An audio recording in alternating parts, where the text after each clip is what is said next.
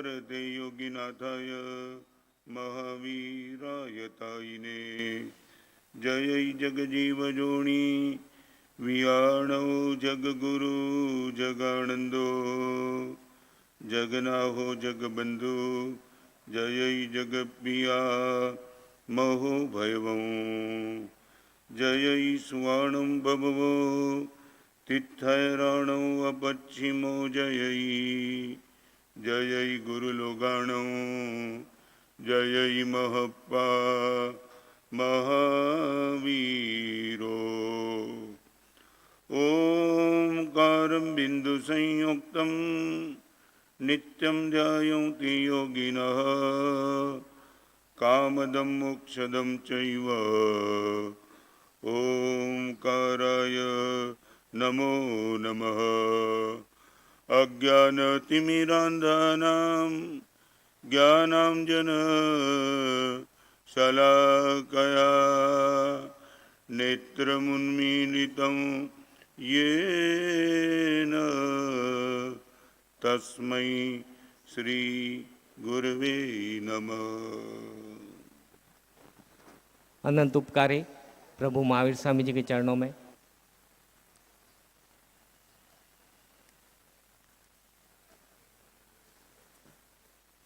किसी कोई गलती के हिसाब से पकड़ा गया चोर, राजा के सामने उसको पेश किया गया,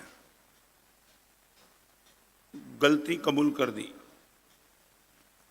राजा ने उनको दो ऑप्शन दिए, सजा तो निश्चित तौर से होगी, मगर दो ऑप्शन, या तो मेरे सामने 100 प्याज खा ले या तो 100 हंटर के फटके खा ले।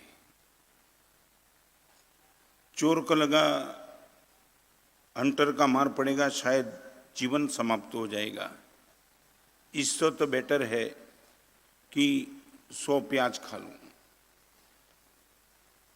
बोल दिया राजा को, मैं प्याज खा सकता हूं।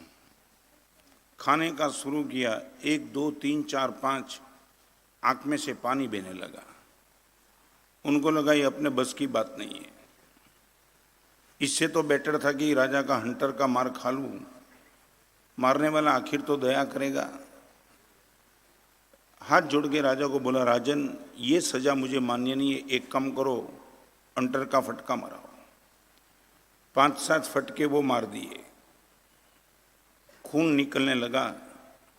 उनको लगा जीवन ही समाप्त हो जाएगा। फिर से राजा को बोला, राजन ये भी अनुभव कर लिया, पहले वाला ही ठीक था। फिर से वो प्याज खाने का शुरू किया, 10 खा लिया, फिर वो दुखी हुआ, फिर हंटर पे गया, फिर ये। मैं वो कहना चाहता हूं, ऑप्शन बदलते ही रहा। 10 प्याज 10 फटके, 10 प्याज 10 फटके, 100 फटका भी खाया, 100 प्याज भी खाया, फिर भी सजा खत्म नहीं हुई। राजा ने बोला, ये तो तू ऑप्शन देते जा, कंटिन्यूस तुझे खाना था, तो ये तो तूने किया ही नहीं। आज वो बात आपके सामने रख के आया हूं। संसार में दुख से त्रस्त होकर के धर्म के क्षेत्र में आए, यहां के कष्ट को देख करके हमें लगा इससे तो बेटर संसार का दुख था। यहां धर्म करने में भी कष्ट तो होगा ही, हम साधु बने तो कष्ट का मार्ग ही है। एक छोटी सी तपस्या करो तो भी कष्ट महसूस तो होगा ही होगा। दान करो, पैसे कम होते हैं। ब्रह्मचर्य पालन करो, मन को नियंत्रित करना पड़ता है, तब करो, मन और शरीर के साथ संघर्ष करना पड़ता है। यहाँ भी कष्ट, वहाँ भी कष्ट। वहाँ के कष्ट से डरने के बाद आप चॉइस करते हो कि इससे अलावा धर्म के कष्ट अच्छे हैं, और धर्म के कष्ट को देख करके लगते है ये अपने बस की बात नहीं है, ये संसार का अच्छा है, हम न यहाँ रहे न वहाँ रहे। आज सेंसर बोर्ड ऑफ लाइफ का 5वें नंबर का प्रवचन, आज वो सब्जेक्ट पूरा करना चाहता हूँ। 4 बोर्ड की हमने बात बताई। पहले नंबर में signature board, sign board, signature board. तीसरे नंबर का शेइम बोर्ड, कल जो बात बताई थी वो सिक्योरिटी बोर्ड, और आज एक ऐसी बात आपसे करना चाहता हूँ जहाँ हम पर्वत के शिखर पर पहुँचना चाहते हैं, उनका नाम है स्पिरिचुअल बोर्ड, अध्यात्म का मार्ग। मान लिया पहले 4 क्षेत्र में तुम कहीं भी चुके, कहीं भी कॉम्प्रोमाइज कर दिया, मगर अभी मैं 4 जो बात बताना चाहता हूँ वो मैं कितना भी आगे चला गया होता हूँ मैं खुद, तो 1 मिनट में मुझे डाउनफॉल पर ला करके रख दे, ऐसी भयंकर कोटि की 4 चीजें उनको सेंसर करेंगे। दैट मीन्स उनको अपने मन तक, शरीर तक, अंतःकरण तक, आत्मा तक आने के लिए ना बोल देंगे। पहले मैं आपको पूछना चाहता हूँ बहुत गंभीरता से, हमारे वहाँ 2 विकल्प है, एक प्रसिद्धि का विकल्प है, नंबर 2 पवित्रता का विकल्प है। आपसे पूछना चाहता हूँ हार्डली, एक नाभि से अंदर से एक आवाज ला करके आप पूछ दो कि भगवान की यदि परम करुणा रही, मैं जो चाहूँ वह सब कुछ मुझे मिल जाए, मैं प्रसिद्धि के लिए पागल बनना चाहता हूँ कि पवित्रता के लिए, भगवान से मैं आंख में आंसू के साथ प्रार्थना क्या कर सकता हूँ, भगवान सारी दुनिया में मेरी पहचान बन जाए वो प्रसिद्धि, और मेरी खुद की जगत में मेरी पहचान बन जाए वो है पवित्रता। आपसे पूछना चाहता हूँ, ये स्पिरिचुअल सेंसर बोर्ड में आगे बढ़ने के पहले एक कंसेप्ट क्लियर करना चाहता हूँ, प्रसिद्धि चाहिए या पवित्रता चाहिए। फिर से रिपीट करना चाहता हूँ, हेडलाइन रोक दे, उनका नाम है प्रसिद्धि, और हार्ट लाइन पे आ जाए, उनका नाम है पवित्रता। मुझे हेडलाइन में रस है कि हार्ट लाइन में रस है, एक अंतःकरण को पवित्र बनाती है। आपको पूछना चाहता हूं कि आप जो चाहे वो यदि बन सके, इस जगत में बैठने वाले किसी भी साधु को, साध्वी को पूछो, जिस दिन से दीक्षा ली तब से आज तक प्रसिद्धि मिली नहीं मिली वो बहुत महत्वपूर्ण बात साधु जीवन में नहीं है, मगर पवित्रता उसके साथ कभी कॉम्प्रोमाइज करने का मन हुआ नहीं और होने वाला भी नहीं है। प्रसिद्धि तो बाय प्रोडक्ट है, बाय प्रोडक्ट समझते हो ना। ये पवित्रता के मार्ग पर चलते चलते चलते चले प्रसिद्धि मिल गई तो ठीक है, नहीं मिली तो भी ठीक है, मगर जिस दिन माँ बाप को छोड़ के चारित्र के मार्ग पे आए, तब से एक ख्याल था कि भगवान यदि मेरी ताकत बनी रहे तो आपसे मैं इतना ही चाहता हूँ, मेरी पवित्रता बनी रहे। आपसे पूछना चाहता हूँ व्हाट यू विश, प्रसिद्धि चाहिए या पवित्रता? प्रसिद्धि के गर्भ में पैसा भी आता है, पुण्य भी आता है, परिवार भी आता है, सब कुछ आता है, और पवित्रता के गर्भ में प्रेम आता है, प्रसन्नता आती है, वो सब कुछ आता है। आपको पूछना चाहता हूँ व्हाट यू विश। यदि हमारा एक ग्राउंड ही क्लियर नहीं होगा और जबान से बोलते रहेंगे डबल माइंड, इस प्रवचन की प्रीमाइसिस में बैठे इसलिए एक जवाब देने के लिए जवाब देना वो अलग बात है। हार्टली रात को 12 बजे भी उठ के कोई पूछे कि हाथ रख दो, एक और प्रसिद्धि और दूसरी और पवित्रता, हम बोले चाहिए तो पवित्रता ही चाहिए।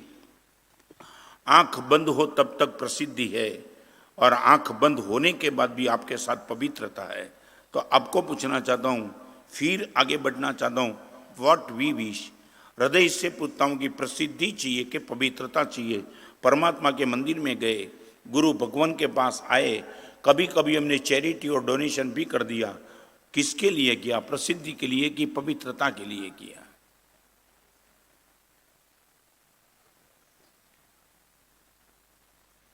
एक बार आपका कंसेप्ट क्लियर हो जाए तो इसलिए दिमाग में मैं इसलिए कहना चाहता हूं कि मेडिकल स्टोर में हर तरह की दवाई होने के बावजूद ना आप कोई भी दवाई मांगते हैं, ना मेडिकल स्टोर वाला कोई भी दवाई देता है। वो सीधा क्या बोलता है, एक काम करो, क्या मांगता है आपसे? प्रिस्क्रिप्शन। इतनी दवाई लेकर के बैठा हूँ, हर तरह की दवाई, बुखार की भी है, टाइफाइड की भी, मलेरिया की है, जॉन्डिस की है, मगर मुझे मालूम नहीं कि आपको कौन सी दवा चाहिए। आप सीधा प्रिस्क्रिप्शन दे देते हो, वो 2 मिनट में आपका काम खत्म कर देता है, ये उठाओ, ये आपके काम की बात है। तो मैं आज आपके सामने प्रिस्क्रिप्शन रख के बैठा हूँ। एक और प्रसिद्धि है, प्रतिष्ठा है, प्रतिस्पर्धा है, पैसा है, दूसरी ओर पवित्रता है, प्रसन्नता है, प्रेम है, परमात्मा है। ये दोनों प्रिस्क्रिप्शन आपके सामने रखना आपको देना चाहता हूँ। आप आप किस पर अंगुली रखने के लिए तैयार हो? फिर आगे की बात करता हूं। पवित्रता, प्रसन्नता, प्रेम और परमात्मा एक और, प्रसिद्धि, प्रतिस्पर्धा, प्रतिष्ठा और पैसा दूसरी ओर, एक और चार दूसरी ओर चार। हम क्या चाहते हैं? प्रदर्शन, प्रतिस्पर्धा, प्रतिष्ठा और पैसा, और एक और पवित्रता, प्रसन्नता, प्रेम और परमात्मा। What we wish.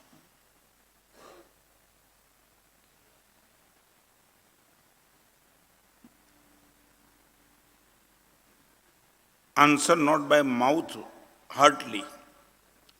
आपके मन में यदि ये प्रसन्नता, पवित्रता, प्रेम और परमात्मा की बात न भी बैठी हो तो मुझे हाँ बोलो कि महाराज साहब आप जिस लाइन पे बोलना चाहते हो अब तक हमारे दिमाग में महाराज साहब इनका कोई आकर्षण नहीं है, बोल दो, कोई दिक्कत नहीं।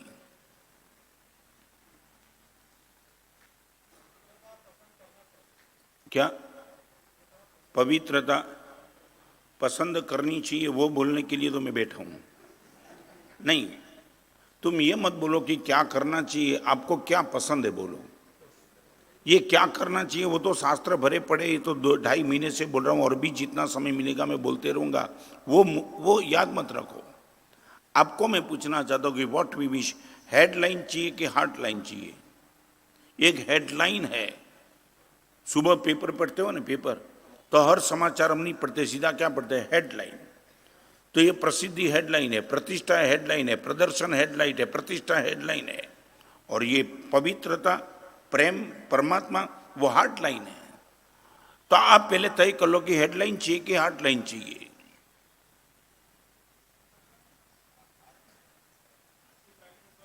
आज की तारीख नहीं, किसी भी तारीख में। आज की तारीख और कल की तारीख के बीच में आज कहां आया? सीधा बोल दो।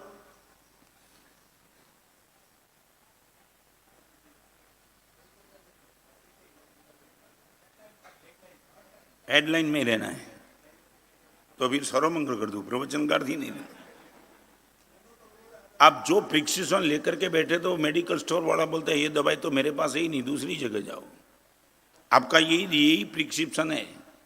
तो मैं पूछना चाहता हूं, सच बोलो, इनको लेकर के तुम क्या करेंगे? क्या करेंगे? क्या जिंदगी भर आप पेपर की हेडलाइन में रहे, टीवी में रहे, वीडियो में रहे, यूट्यूब में आए, करेंगे क्या?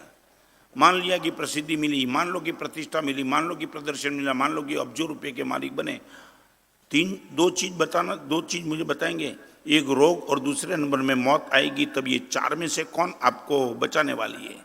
एक रोग, नंबर 2 मौत। कसौटी का ये पत्थर है, ये प्रसन्नता, ये प्रेम, ये पवित्रता और ये परमात्मा, चाहे कितना भी रोग आ जाए वो आपको चैलेंज के साथ बोलती है आई कैन बी हैप्पी। बाजार टूट गया है, क्राइसिस जबरदस्त है, 5 करोड़ का कर्जा खत्म हो चुका है, और उसी टाइम में भी खड़े रहने की ताकत वो पैसे में, प्रतिष्ठा में, प्रदर्शन में, प्रतिष्ठा में नहीं है, वो परमात्मा में है, पवित्रता में, प्रसन्नता में, प्रेम में है।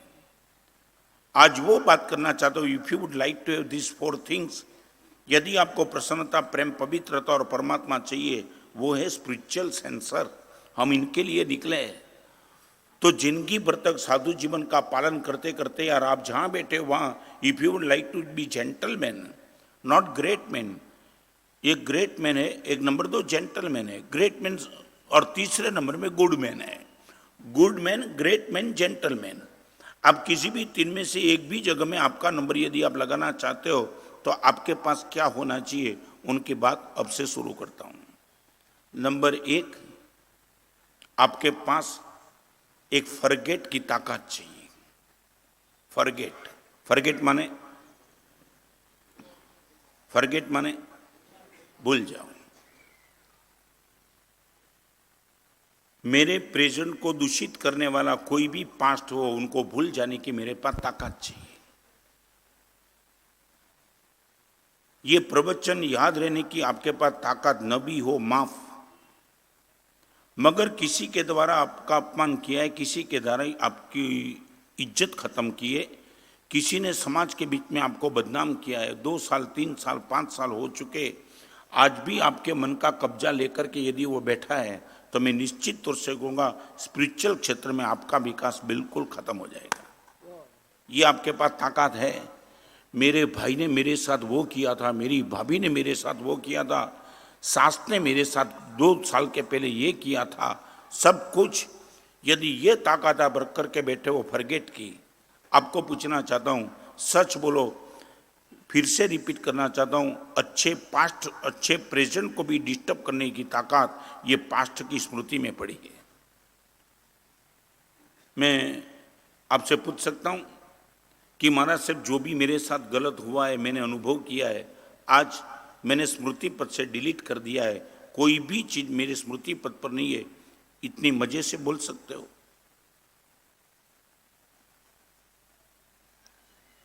एक बात बताऊं, 45 साल से साधु बना हूं, मैंने जो छोड़ा है मुझे याद नहीं है। आप समझ सकते हो, साधु जीवन में पैर जमाना मामूली बात नहीं है। माँ बाप छोड़ दिए, परिवार छोड़ दिया, होटल छोड़ दी, पिक्चर छोड़ दिए, सब कुछ छोड़ के निकले। और आगे की बात बताऊं, मैं मलाड का रहने वाला था गृहस्थ जीवन में, तो मलाड की जिस होटल में मैं गया था साधु के पहले गया था, तो वो होटल के बाजू में गया, तब मुझे याद भी नहीं था कि मैं इस होटल में कभी गया था। इतना याद रखना गलत है। आपको पूछना चाहता हूं, ये गलत को मन का कब्जा लेकर के आज भी बैठा है, आपको लगता है? मुझे हाँ बोलो। सबसे पहली बात, you must have to forget. आपको यदि आगे निकलना, आपने गाड़ी देखी होगी, गणेश काका गाड़ी ड्राइव करते हो ना, सोच के करते हो?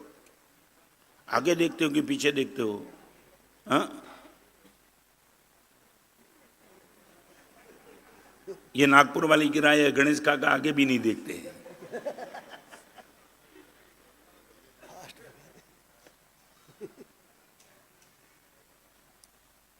आपको मालूम है, आगे जाना है तो गाड़ी में कांच है, मिरर है तो भी कितना, बहुत छोटा एक कोने में पड़ा है, मगर जाना है आपको आगे तो इतना बड़ा कांच है, और वहां वाइपर है।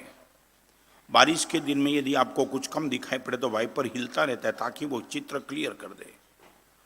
ये परमात्मा के वचन जो मैं आपके सामने बोलता हूं ना, वो वाइपर का काम करते हैं।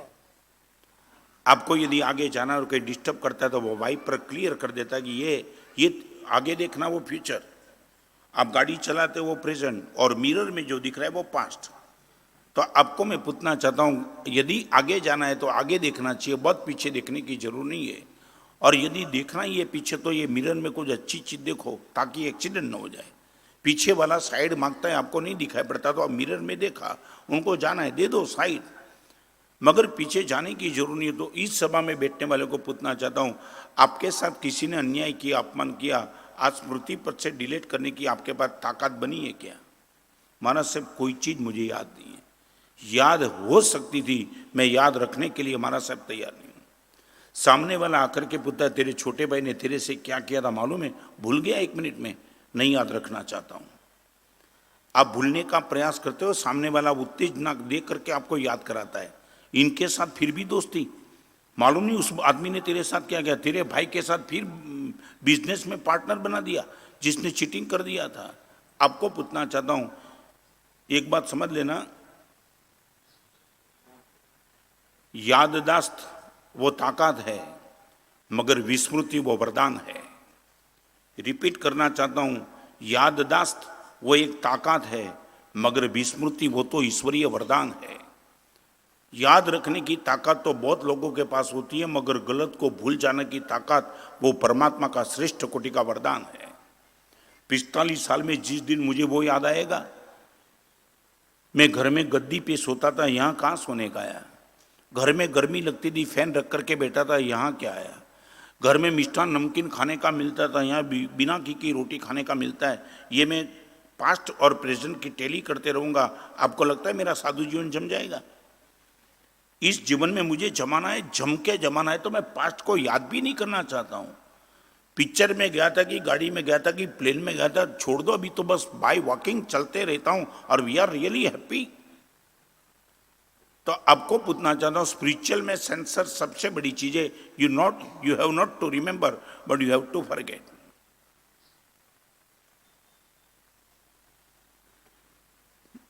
पूछना चाहता हूं, क्या है आपकी मानसिकता?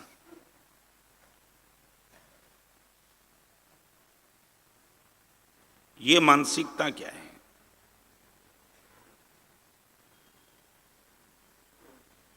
जवाब चाहिए।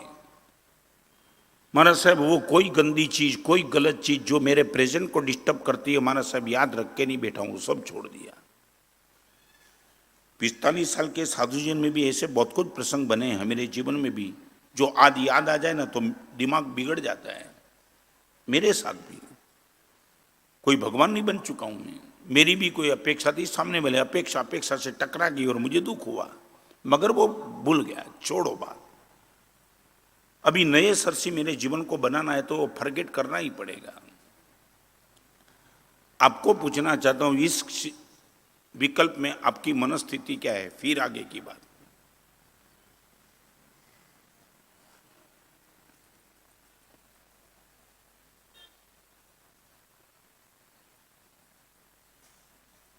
कोई जवाब नहीं? हाँ, देखो मुझे बोलते भूल जाना चाहिए, वो तो मैं कब से बोल रहा हूं, तुम भूलते हो कि अभी फिर भी रिपीट करते। भूल जाना चाहिए वो तो मैं 2 महीने से ठोक रहा हूं। मैंने क्या बोला था, तुमने क्या सुना? मैंने बोला भूल जाना चाहिए, तो वो बोलते महाराज साहब आपके प्रवचन भूलते ही रहते, जो याद रखना था वो भूल गए।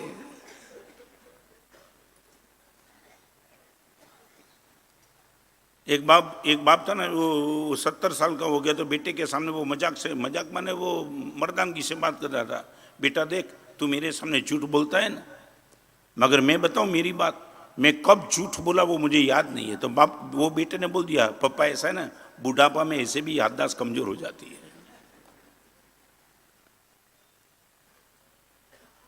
2-2, 5-5 करोड़ के फ्लैट में रहने वाले भी दुखी है क्योंकि गलत पास्ट को स्टोरेज करके बैठे। इनके साथ इनके पास जाऊंगा नहीं। महाराज साहब आपको मालूम है उनसे मेरे से क्या व्यवहार किया है, मैं भूल जाऊं क्या?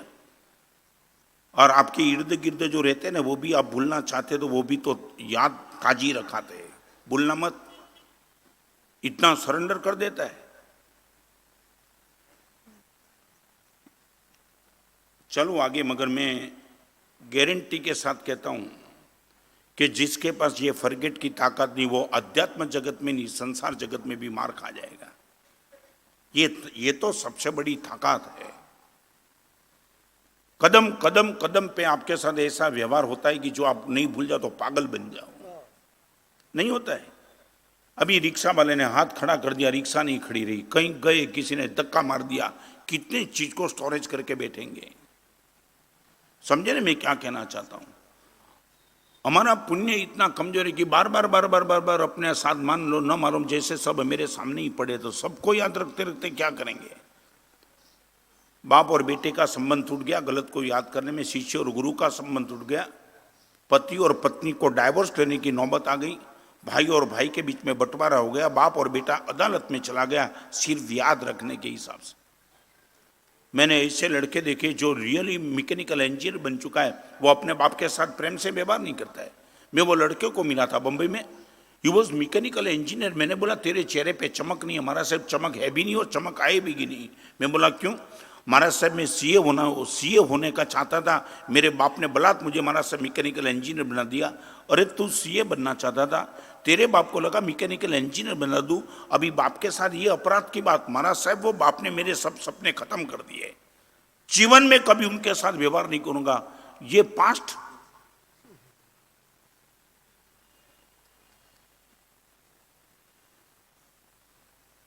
आपको पूछना चाहता हूं मानसिकता क्या है। आज वो स्पिरिचुअल बॉडी की बात करना चाहता हूं, वो संसार की बात गई। 4-4 घंटे परमात्मा के दर्शन करने की बावजूद भी आपकी यदि फॉरगेट की क्षमता नहीं होगी तो दर्शन भी फेल जाएंगे। इस सभा में बैठने वाले को पूछना चाहता हूं, सच बोलो, गलत को याद करके आपको मिलता क्या है? मुझे इतना बताओ, गलत को स्मृति पथ में रखने के इनपुट के बाद आउटपुट आपके पास क्या है?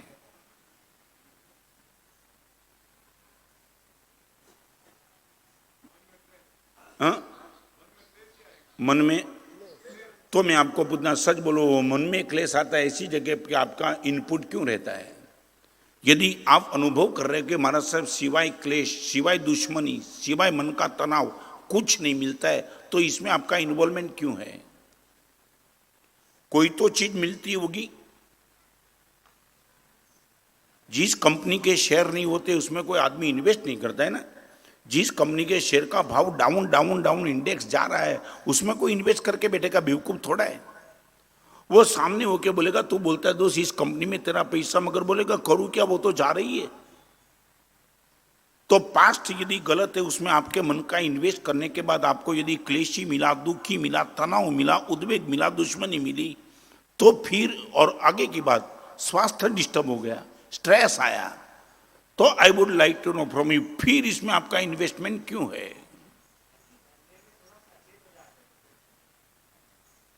एक बात कहूंगा आपको, यदि यही आपकी राय है कि माना साहब धंधे में हम सचेत हो जाते, तो मैं एक बात कहना चाहता हूं, आप जिस क्षेत्र में बैठे उसके लिए कि दुख को भूल जाना, दुख में से बोधपाठ लेने का कभी मत भूलना। गलत पास्ट को भूल जाना, मगर गलत पाठ से एक मैसेज लेके निकल जाना। समझे ना मैं क्या कहना चाहता हूं? एक बार फिर से, आप वर्धमान नगर से मान लो कि रामदास पेट जा रहे हो और बीच में कहीं खड्डा है, ओके, आप गाड़ी लेके जा रहे थे, खड्डे में गाड़ी का टायर गया और गाड़ी उछली, आपको पता लग गया। तो अभी मैं ये नहीं कहता हूं कि ये खड्डे को भूल जाओ, मगर एक बात जागो, खड्डे से कुछ मैसेज ले लो कि रामदास पेट जाते वक्त बीच में खड्डा आता है, याद इतना ही रखो, अभी या तो रास्ता उल्टा लेना है या तो वही रास्ते पे मेरी गाड़ी जाएगी, तो थोड़ा सोच के निकल जा। तुमने मैसेज लिया, मगर 24 घंटे खड्डे खड्डे खड्डे को गाली तो नहीं देते हो गणेश काका। मैं इतना ही कहना चाहता हूं कि फॉरगेट की क्षमता जिसके पास नहीं होगी उनका प्रेजेंट निश्चित तौर से बिगड़ जाएगा।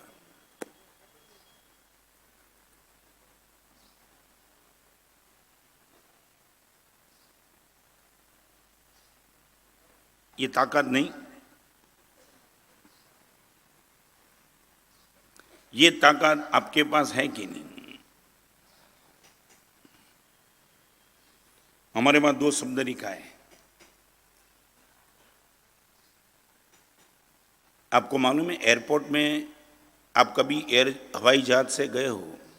मैं तो कभी बैठा भी नहीं, मगर मैंने सुना है कि कहीं जगह एयरपोर्ट पे ऐसे बोर्ड लगे हैं ट्रैवल लाइट।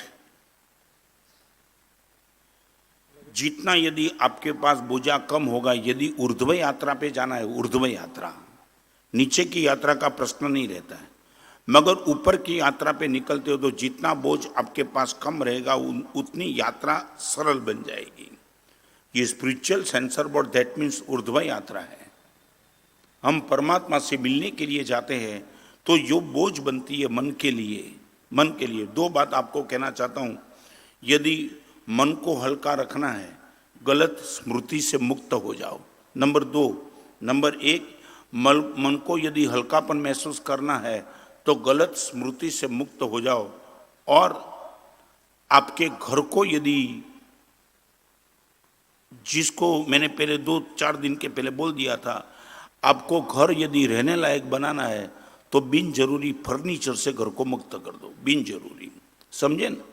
जितना सामान ज्यादा उतना हम कम रह पाएंगे, जितनी गलत स्मृति ज्यादा उतना हम प्रेजेंट में कम रह पाएंगे। तो आगे चलना चाहता हूं। नंबर 1, फॉरगेट की ताकत मेरे पास होनी ही चाहिए, प्रयास करना।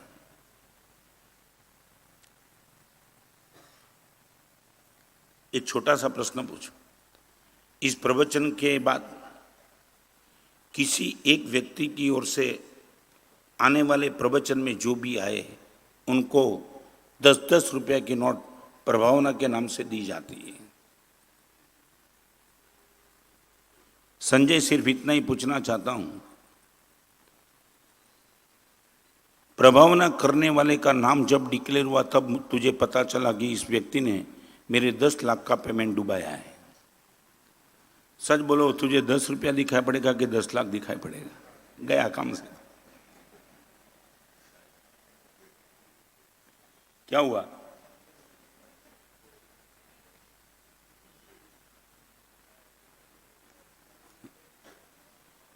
क्या हुआ? क्यों? क्या है लोगों का उठा दान देता है। इसमें? आपको क्या दिक्कत हुई? बस आप, मैं बोला ना, यही आएगी ना बात। मैं यही तो कहता हूं ना, प्रेजेंट कितना भी अच्छा होने के बावजूद आपने तय किया मैं दुखी करूंगा, दुखी रहूंगा, इसलिए तुमने बस वो 10 लाख आंखों के सामने आ गया। ये तो अच्छा नागपुर है, इसलिए अच्छा जवाब मिला। बम्बई में जब मैंने प्रश्न हुआ, बम्बई वाले ने वो जवाब दिया, हमारा से वो बेवकूफ मेरे 10 लाख से ही तो प्रभाव न कर रहा है।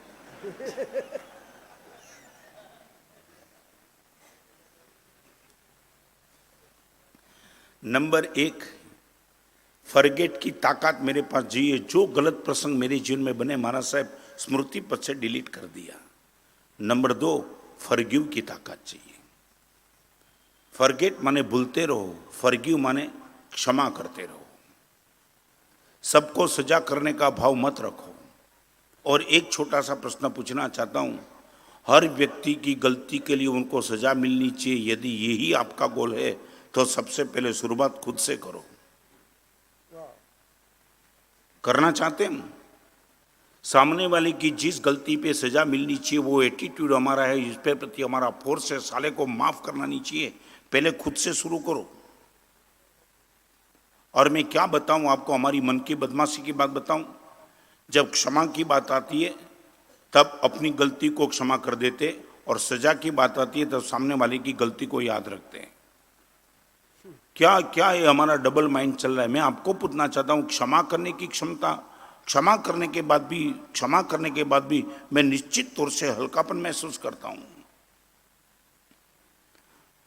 न मैं फॉरगिव करने चाहता, न मैं फॉरगेट करना चाहता हूं। कितने लोगों को मन में स्टोरेज करके बैठेंगे, किसने तुम्हारा पेमेंट डुबाया, कोई रिक्शा वाले ने तुम्हें रिक्शा नहीं मानी है, किसी के वहां भोजन के लिए गए तो उसने आपका अपमान कर दिया।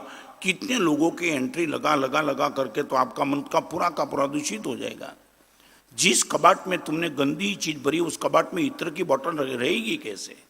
मैं रिपीट करना चाहता हूं, आपके मन में इतना गंदगी लेकर के तुम बैठे हो, तो 2.5 महीने से जो मैं बात करता हूं, आपके मन में कोई जगह तो रहनी चाहिए। सब गंदगी से भरी हुई जगह है। यदि उनको जब तक तुम निकालेंगे नहीं तब तक ये होगा कैसे?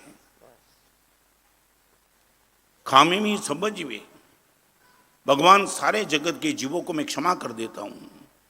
मैं भी उनसे क्षमा मांगता हूं, और किसी की गलती हुई तो महाराज साहब मैं उनको क्षमा कर देता हूं। ये ताकत, ये पर्युषण के दिन का सबसे बड़ा श्रेष्ठतम राज ये है, आप माफ कितने लोगों को कर सकते हो। मैं आपको पूछना चाहता हूं, सच बोलो, हृदय में भाव क्या रहता है? हर गलती करने वालों को सजा देनी चाहिए या हर गलती करने वालों को माफी देनी चाहिए? इंडिविजुअल बात करना चाहता हूं। समाज की व्यवस्था समाज के हिसाब से चलेगी, गवर्नमेंट की व्यवस्था गवर्नमेंट के हिसाब से चलेगी। आपकी खुद की बात करना चाहता हूं, गलती करने वालों को, मेरे साथ किसी ने गलत व्यवहार किया, उनको क्षमा करनी चाहिए कि सजा करनी चाहिए?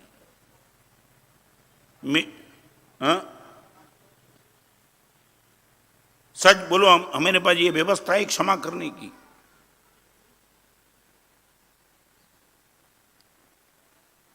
आज कितनी अच्छी सुविधा होने के बावजूद भी मैंने कई देखा, बाप बेटा 12-12 साल से नहीं बोलते। कई लोगों को मैंने अभी थोड़े दिन के पहले बंबई वाले लड़के आए, तो उनके सामने मैंने 2 भाई आमने सामने बैठे थे। I was the fail. दोनों भाई मेरे प्रति लगाव वाले, जबरदस्त। बात करता था तो आंख में से आंसू निकल गए। फिर मुझे पता चला 2 भाई के बीच में बनती नहीं। मैंने बोला, आमने सामने बाजू में बैठे, महाराज साहब सारी दुनिया की बात मानने के लिए तैयार हूं, आपकी ये बात नहीं बैठेगी, इनके साथ देखूंगा भी नहीं। क्या पाया? क्या गुरुदेव को सीधा ना बोल देने की बात, मगर ये आती है। मे भी पॉसिबल कुछ ऐसा हुआ होगा कि इनके मन में इतनी चुभन थी, महाराज साहब सब कुछ बात करो, मगर इनके साथ बोलने की और माफी देने की नॉट पॉसिबल एट ऑल।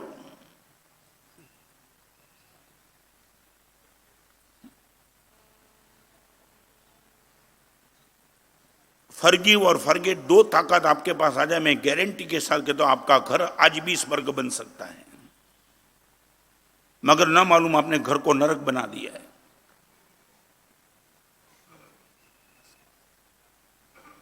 और एक बात फिर से रिपीट करना चाहता हूं, सजा से, ये कोटेशन को आपके हृदय की दीवार पे लिखना है तो लिख देना, सजा से सामने वालों को तुम छोटा नहीं बना सकते हो, मगर क्षमा से अपने को बड़ा बना देते हो तुम। फिर से रिपीट करना चाहता हूं, सजा करने से सामने वालों को तुम छोटा नहीं बना सकते हो, मगर क्षमा देने के बाद तुम खुद अपने आप को बड़ा बना देते हो। तो मैं आपको पूछना चाहता हूं, क्षमा करने वाला छोटा बन जाता है कि बड़ा बन जाता है? आपको पूछना चाहता हूं, क्षमा कमजोर करता है कि बहादुर करता है? क्षमा देने वाला, माफी देने वाला वो कमजोर है कि बहादुर है? माफी देने वाला वो नीचे स्तर पे है कि आसमान पे जा रहा है?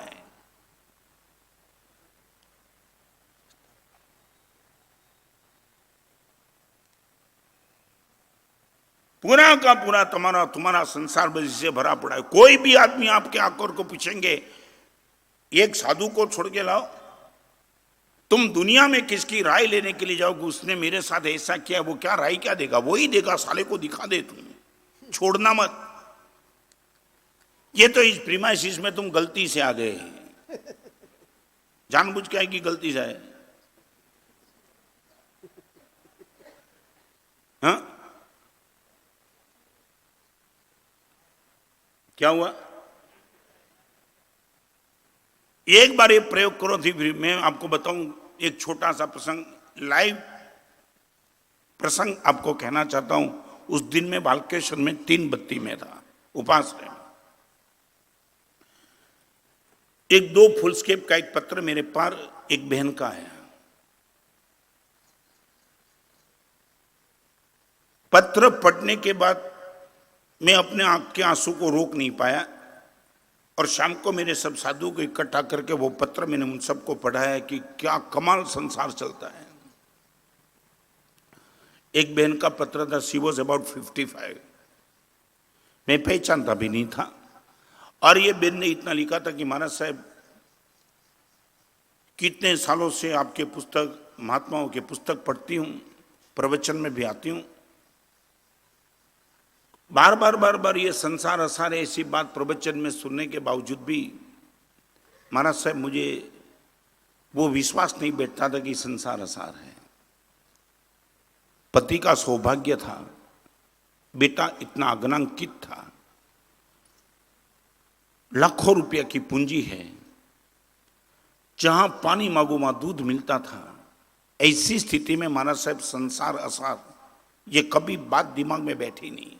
सुन लिया, चैलेंज भी तो नहीं करती थी। मगर महाराज साहब 2 साल से ऐसा एक प्रसंग बन चुका है कि आप जो बोलते थे वो बिल्कुल सही लग रहा है। फॉरगेट का अभाव कहां तक आ सकता है? महाराज साहब एक लौता बेटा, पिताजी इनके 1 साल के पहले शांत हो गए। बड़े प्रयास करने के बाद लगा कि बेटे के लिए एक संस्कारी बहू में लेके आऊं।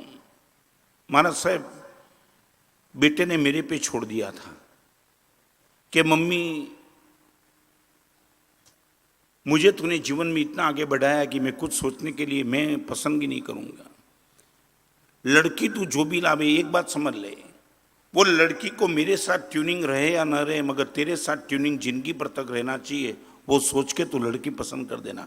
ये लड़का, शादी मुझे करनी है। मगर वो महाराज साहब वो लड़के ने मुझे बता दिया कि बहू आने के बाद एक भी शिकायत नहीं चाहिए। मम्मी तेरी ओर से मुझे ये नहीं सुनना है कि तेरी बहू मेरी ये नहीं मानती है, ऐसी है वैसी है। तू जो भी चेक कर ले, न रूप देखना है न कुछ देखना है, पसंदगी तेरी तू लेके आ। और महाराज साहब इतना प्यारा लड़का जिनके लिए बहू लेके आई मैं, महाराज साहब छान करके 50 लड़की में से एक लड़की को पसंद किया, और मैं मानती थी कि वो लड़की देवी हो सकती है। महाराज साहब हालत वो हुई, शादी के 3 महीने के बाद जो हुआ वो मिरेकल था। बेटा कुछ बोल नहीं सकता था, न खुद की पत्नी को बोल सकता था, न मुझे बोल सकता था। और बेटे की उपस्थिति में वो पत्नी ने मेरा अपमान शुरू किया। महाराज जिस लड़की पे ये उम्मीद रख करके मैं बैठी थी, महाराज साहब वो सब बिगड़ते चला, वहां तक बिगड़ते चला एक दिन मैं बेटे के पास रो पड़ी। बेटे ने बोल दिया, मम्मी मैं भी हेल्पलेस हूं, तू जो बोले वो मैं सब कुछ करना चाहता हूं, तू बोले इस पत्नी को मायके भेज दे, मैं वो भी तो कर सकता हूं, और यदि तू चाहती है कि अलग रह जाऊं तेरी वो भी व्यवस्था कर सकता हूं, मगर मम्मी अब से मैं तुझे बताता हूं कि तेरी और मेरी बहू के बीच में कभी मुझे मत लाना, मेरी हालत बहुत खराब हो जाती है। तेरे संस्कार मेरी आंखों के सामने आते मैं पूरी की पूरी रात रोता हूं, इस माँ ने मेरे लिए क्या क्या किया। और ये बाहर से आने वाली पत्नी न मालूम इतनी खानदानी, इतनी पवित्र, इतनी संस्कारी, फिर भी क्या वो मम्मी के साथ गत जन्म का कोई ऋणानुबंध गलत होगा? वो अटैक ही करती है, सीधी बात। माँ सिर्फ इतनी बोलती कि बहन 6 बजे उठ जाए तो अच्छी है, मैं 8 बजे के पहले नहीं उठूंगी। सीधा जवाब, कोई कारण कोई नहीं। और माँ की मर्यादा तब खत्म होगी कि माँ को जो खाने को चाहिए वो महाराज साहब जानबूझ करके विपरीत बनाने लगी। और वो माँ ने मेरे से लिखा था, महाराज साहब बहुत सोचा, सोचने के बाद मैंने वो बहू के सामने एक प्रस्ताव रखा कि बहन जो कुछ भी है यही मर्जी होगी प्रकृति की, मैंने सब स्वीकार कर लिया है, मगर एक काम कर सकती है तुम, इस घर से अलग हो जाएगी तो शायद मैं मर जाऊंगी, कम से कम मेरा बेटा तो मेरी आंखों के सामने रहेगा, मैं दर्शन तो करते रहूंगी। तो बहू मैं इतना ही कहती हूं कि एक काम कर, घर अपना बड़ा है, तेरा चौका वहां, मेरा चौका यहां। महाराज साहब एक घर में 2 चौके हो चुके, यहां मैं रसोई बनाती हूं, 2 रोटी का खुराक नहीं महाराज साहब, मैं रोटी क्या बनाऊं, आंख में से बस आंसू चलते रहते हैं। शाम को खाने का छोड़ दिया है, मगर महाराज साहब 1 महीना तक स्ट्रगल चला, और वो स्ट्रगल के बीच में महाराज साहब परमात्मा की हुई भक्ति, आपके सुने हुए प्रवचन, पढ़े हुए पुस्तक, संसार असार है वो आपके कानों से मुंह से निकली हुई बात सब दिमाग में बैठ गया। भगवान जो कहते थे वो सही है, संसार असार है। महाराज साहब ये पत्र मैंने आपको इसलिए नहीं लिखा है कि मेरे बेटे को, मेरी बेटी की पत्नी को बुला करके आप कुछ समझा दो। महाराज साहब ये पत्र मेरे आनंद की अभिव्यक्ति के लिए मैंने लिखा है, आनंद की अभिव्यक्ति। महाराज साहब एक बात निश्चित तौर से बताऊं, जिस तरह से मेरा संसार चलता था वो संसार इतना अच्छा था कि जिंदगी में कभी भगवान के इतनी नजदीक में नहीं आती, मगर बहू का ये व्यवहार, कलुषित और कठोर व्यवहार, वो सब व्यवहार के अनुभव के बाद महाराज साहब आज परमात्मा से जितनी नजदीक आ चुकी हूँ उतनी कभी नहीं आई थी। महाराज साहब आप विश्वास नहीं कर पाएंगे, झूठ बोलने का आपके पास कोई रीजन नहीं है। आपको मैं कभी रूबरू मिली भी नहीं हूँ, आपको पत्र से मैं लिख देती हूँ कि महाराज साहब रोज सुबह लास्ट 15 दिन से रोज सुबह इस बहू के दर्शन करके मैं अपने आप को धन्य मानती हूँ। बहू तेरा जिंदगी भर का उपकार कि तूने गलत व्यवहार किया तो परमात्मा की मैं बहुत नजदीक आ गई। ये कर सकती है एक बहन? जिस बहू ने अपने सास के सामने चौका मचाया, और ये बहू ये कहती, ये माँ मुझे ये कहती कि महाराज साहब आपका उपकार कितना भी होगा मगर वो उपकार मुझे अनुभव के स्तर पे नहीं आया। ये बहू ने सब दिखा दिया। इतने दिनों से परमात्मा के नजदीक नहीं थी, मगर ये बहू ने इतना उपकार कर दिया, मुझे भगवान से प्रीत बना दी, इसलिए मैं बहू की आभारी हूं। ये है फॉरगेट का भाव। आपको पूछना चाहता हूं, ये ताकत है? Number 1 forgive, number 2 forget. क्या लगता है ऐसा तो अपराध मेरे साथ किसी ने नहीं किया? कोई ऐसी तो बहू नहीं है, ऐसा तो बेटा नहीं है जिसने बाप का खून करने का प्रयास किया। गए 2-5 लाख रुपए किसी ने पेमेंट डुबा दिया, किसी ने कुछ किया, मगर इफ वी हैव स्ट्रेंथ, हम बोलते महाराज साहब ये सेंसर बोर्ड है लाइफ का, स्पिरिचुअल बोर्ड। भगवान के मार्ग पे जिसको जाना है, इनको 4 चीज 100% चाहिए। मेरे पास तप न हो तो चल सकता है, स्वाध्याय की कमी हो सकती है, चलती है, मगर 45 साल के साधु जीवन में कई संघ में कई जगह के रास्ते पे भी ऐसे प्रसंग बने जो आज याद आ जाए तो मन कलुषित होता है। दिल्ली के बिहार में गए, सामने वाले को पूछा, भाई वो स्कूल में ठहरना है? महाराज साहब एक काम करो, रात को आ जाओ। नहीं, रात को महाराज साहब मैं वहां जाता हूँ, वॉचमैन से बात करता हूँ, स्कूल की चाबी लेकर के बैठता हूँ। ओके। और सुबह सब साधु को बोल दिया कि कल सुबह बिहार करके वहां जाना है, वहां स्कूल का कमरा खुला होगा, वहां उतरना है। और जब जाते पता लग जाता है स्कूल बंद, वॉचमैन है ही नहीं। दूर से वॉचमैन आने वाले को बुला दिया, भाई हम आने वाले थे, हमारा साहब यहाँ कोई आया नहीं, आपका मैसेज नहीं, हमको कोई मैसेज मिला ही नहीं। ऐसी स्थिति में 2-2 घंटा घूमने पड़ता है, यहाँ ठहरेंगे वहां ठहरेंगे वहां ठहरेंगे। और दीपक भाई ऐसा हो जाता है 2 घंटे ठहरने के बाद हम शांति से कहीं बैठते, वो आदमी शाम को मिलने के लिए आता है, महाराज साहब मैं तो स्कूल में कोई सूचना देने को भूल गया था। यू कैन बिलीव इट, गाली नहीं दिया कभी उनको, बेवकूफ मानता है हमको। 4 घंटे तक साधु सुबह घूमते रहे, तू बोलते मैं स्कूल में जाकर के बोल देता हूं। ऐसे तो हजारों प्रसंग साधु जीवन में बने, सबको याद करके बैठे तो साधु जीवन जमेगा कैसे? जो हमारा होता है वो आपका भी हो सकता है, आपका क्षेत्र अलग है। सामने वाले ने आमंत्रण देकर के फोन करके आपको लग्न शादी में बुलाया, और जब आप गए तब उसने देखना नहीं देखा उसने। क्या होता है? क्या होता क्या है? हाँ? क्या मिलने नहीं जाता। क्यों? मैं बोलता हूं इतनी, और आपको मालूम है ना जो चौपड़ा लिखते हैं ना, चौपड़ा क्या बोलते हैं वही, हाँ खाता भाई। सच बोलो, हिसाब जल्दी कब मिलेगा? एंट्री ज्यादा रहेगी तो कहीं कम रहेगी तो। खाता वही में जिसकी एंट्री कम रहती है ना, उनका हिसाब जल्दी मिलता है। तो मैं बोलता हूं तुम कितनी एंट्री लगा के बैठे हो। उसने चाय ठंडी दी थी, उसने गाली दी थी, उसने बूट पॉलिश बराबर नहीं किया था, सब एंट्री।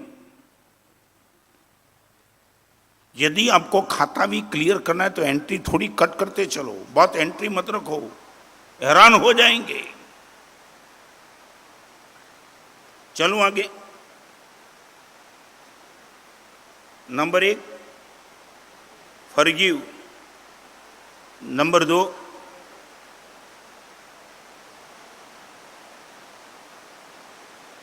और एक अलग एंगल से आपसे बात करना चाहता हूं।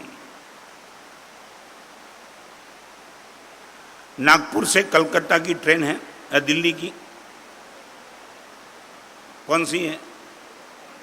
राजधानी, दूसरी कोई जो है वो।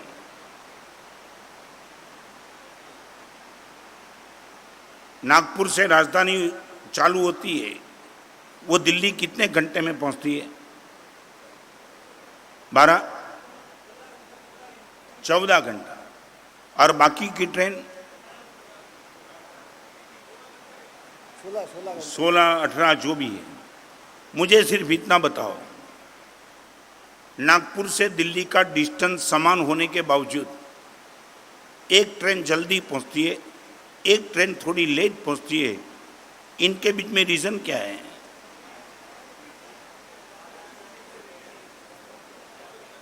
स्टॉपेज। एक बात बताओ, राजधानी की गति ज्यादा है इसलिए वो जल्दी पहुंचती है, वो नहीं, किराया ज्यादा है वो भी नहीं है। क्या किराया ज्यादा है? ये दीपक भाई की खोपड़ी बिगड़ी हुई है, किराया ज्यादा है।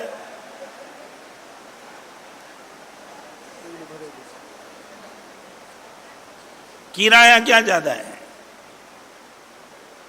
एक आपको मालूम नहीं है? ये किराया की बात निकली तो मैं बात बताऊं। एक पति और पत्नी कॉलेजियन थे ना, उसके माँ बाप का विरोध था तो कोर्ट में जाके मैरिज कर दिया। गणेश काका, कितने रुपये में होता है? कोर्ट में मैरिज के लिए कितना लगता है? 1 रुपया, 10 रुपया। और न मालूम 2 महीने में उनसे अनबनी होगी, और 2 महीने के बाद डाइवोर्स की बात आई। तो डाइवोर्स लेने के लिए कोर्ट में गए तो कोर्ट ने बोला 10,000 रुपया लगेगा। उसने बोला शादी 10 में हुई और डाइवोर्स 10,000 में। उसने बोला स्वतंत्रता की कीमत हमेशा ज्यादा रहती है।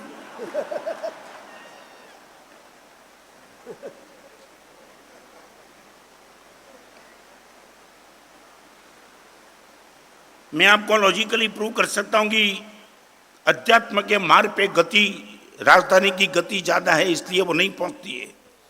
ये बिल्कुल खोपड़ी में बिठा दो कि क्यों होता है। समान डिस्टेंस होने के बाद भी राजधानी जितनी जल्दी पहुंचती है उतनी दूसरी ट्रेन नहीं पहुंचती। इनका कारण है कि जिस ट्रेन को स्टॉपेज कम होता है वो जल्दी पहुंचती है। जिन चीज को स्टॉपेज, जिसको बोलते हैं फ्लैग स्टेशन, जितना स्टेशन ज्यादा उतनी गति कम, और जितना स्टेशन कम उतनी गति ज्यादा। बंबई से दुरंतो आती है ना, क्या इनका वही डिस्टेंस, मगर वो जल्दी यदि आती है तो डिस्टेंस कम नहीं है, मगर बीच में रुकने का फ्लैग स्टेशन कम। तो ये अध्यात्म के मार्ग पे सीधी बात है। भगवान जहां मोक्ष में गए वही जगह पे मैं जाने वाला हूं, वही जगह पे आप जाने वाले हो। मैं भगवान बनना चाहता हूं, आप भी भगवान बनना चाहते हो। भगवान जहां पहुंचे वहां मैं पहुंचना चाहता हूं, आप पहुंचना चाहते हो, भगवान भी पहुंचे। मगर भगवान ये डिस्टेंस को इतनी जल्दी पहुंच गए और हमारा कोई ठिकाना नहीं पड़ता। इनका कारण भगवान ने कोई स्टेशन पे रुकने का प्रयास ही नहीं किया। हम हर छोटे छोटे स्टेशन पे, चाय ठंडी आती है रुक जाती है, कोई अपमान कर देता है रुक जाती है, कोई सम्मान नहीं मिलता है, हर स्टेशन पे अपनी मन की गाड़ी को रोकते हैं। बिल्कुल हमारी तो बदमाशी ये है, गाड़ी तो फ्लैग स्टेशन पे रुकती है, हम तो हर स्टेशन को फ्लैग स्टेशन बना देते हैं। तुम समझे नहीं, स्टेशन नहीं है उनको भी स्टेशन बना देते। कभी याद भी नहीं आता है कि उसमें आदमी को गलत लग सकता है, मगर वो लेकर के निकल जाता है। तो मैं आपको पूछना चाहता हूं, मुझे इतना जवाब दो, फ्लैग स्टेशन को उड़ाना है या बढ़ाना है? उड़ाओ। बोल दो कि महाराज साहब ऐसे बहुत कुछ प्रसंग बने, आज से तय किया है फॉरगिव एंड फॉरगेट, न याद रखना है और न सजा करना है। 100% महाराज साहब माफी देने का भाव है। तीसरे नंबर का विकल्प यह है स्पिरिचुअल बॉन्ड। Number 3 fight. एक है forgive, number 2 forget, number 1 forget, number 2 forgive, number 3 fight. किसके साथ? आपके जीवन में जो भी गलती है उनको दूर करने का प्रयास करने के बावजूद भी सफलता नहीं मिलती है, हार मत स्वीकारो, फाइट करो। आज नहीं तो कल इनको खत्म करके ही रहूंगा। महाराज साहब रास्ते पे निकलता हूं, जो भी लड़की मिलती है उनको देखने का मन होता है, थक गया महाराज साहब। फाइट, कॉम्प्रोमाइज मत करो, चूक मत जाओ। अभी महाराज साहब मेरे से नहीं होगा, हार गया महाराज साहब, ये व्यसन से मुक्त नहीं होगा। फाइट करो। हारने की बात कहां, फिर से रिपीट करो, दोस्त के सामने फाइट करो, व्यसन के सामने फाइट करो। दुनिया में कोई ऐसा दोस्त नहीं है कि जो आप चाहो फिर भी दूर नहीं कर सको। May be possible, it can take time. समझे ने? 2 दिन का गंदा कपड़ा होगा वो 2 मिनट में साफ हो जाएगा, मगर 6 महीने के कपड़े को थोड़ी देर लगेगी। मगर साबुन गलत नहीं है, पानी गलत नहीं है, हमारी जो अपेक्षा है ना, हम धीरज नहीं रख सकते, स्थैर्य नहीं रख सकते और अपने आप से छूट जाते। मैं आपसे पूछना चाहता हूं, फाइट करने की क्षमता है क्या? भगवान नहीं बना मैं। और जिस दिन साधु बना उस दिन भी गुरुदेव ने मुझे कहा था कि तू कितना भी अच्छा जीवन जीते रहे, मगर इस जीवन में भगवान नहीं बन पाएगा, गारंटी के साथ। फिर भी हम साधु बने, फॉर व्हाट? मैं आपको पूछना चाहता हूं, फाइट करने की क्षमता है? आप एक भी दोस्त लाओ, महाराज साहब इनके पीछे लग जाऊंगा, नहीं क्या जाए। और एक बात बताऊं, शरीर के रोग के क्षेत्र में कितनी भी फाइट करो आप जीत नहीं पाएंगे, मगर मन के दोष के क्षेत्र में आप लड़ो, निश्चित आपकी जीत है। रिपीट करूं, रोग असाध्य हो सकता है, दोष कोई असाध्य नहीं। आप जिस दिन चाहो को उनको खत्म कर देना चाहता हूं, गारंटी के साथ आप खत्म कर पाएंगे। हौसला बढ़ाओ। आपको पूछना चाहता हूं, फाइट करते हो कि सरेंडर हो जाते हो? फाइट करते हो कि सरेंडर हो जाते हो?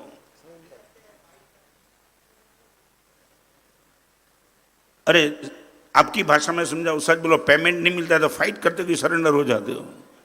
बस वो खोपड़ी में बैठी बात। पेमेंट नहीं मिलता है, सरेंडर माने कि हमारा सब छोड़ देंगे, फाइट करेंगे अंत तक, इनको बाप को भी देना पड़ेगा। तो मैं आपको पूछना चाहता हूं, सच बोलो, ये फाइट की बात आपको पूछना चाहता हूं, हम क्या कर रहे हैं? सुबह से लेकर रात तक साधु जी में हम क्या रहे? We are fighting. मन आज भी स्टेडी नहीं होता है, कभी कभी आज भी मन में कोई उत्तेजना पैदा हो जाती है, मन में आवेश आ जाता है, मन में फाइट, हरा दूंगा गारंटी के साथ। ताकत क्या है उनकी? मैं आपको पूछना चाहता हूं, सच बोलो, ये दोष को खत्म करने के लिए मुझे आप बता सकते हैं कि महाराज साहब इस दोष के पीछे मैंने फाइटिंग की भूमिका रखी है? कोई एक दोष, चाहे वो खाने की लालसा हो, चाहे भिखारी नजर हो, चाहे कोई अहंकार हो, चाहे क्रोध हो, चाहे माया हो, कोई भी हो, महाराज साहब उनको खत्म करके ही रहूंगा। दुनिया की कोई ताकत ऐसी नहीं। और आज लॉजिकली एक बात आपसे पूछना चाहता हूं, logically you have to give answer. बहुत मजा आ जाएगी। मेरे जीवन में पाप है इसलिए मैं परमात्मा नहीं बन पाया, या मैं परमात्मा नहीं बना इसलिए मेरे जीवन में पाप है? रिपीट, जल्दबाजी में आंसर मत देना, थोड़ा सोचना। मेरे जीवन में पाप है इसलिए मैं परमात्मा नहीं बन पाया, या मैं परमात्मा नहीं बना इसलिए मेरे जीवन में पाप चालू है?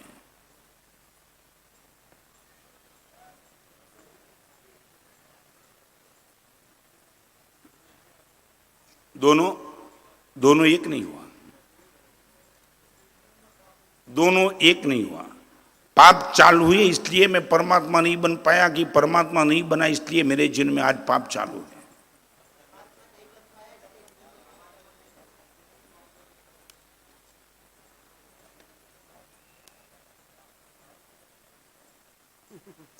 हाँ, पाप चालू है इसलिए परमात्मा नहीं बन पाया।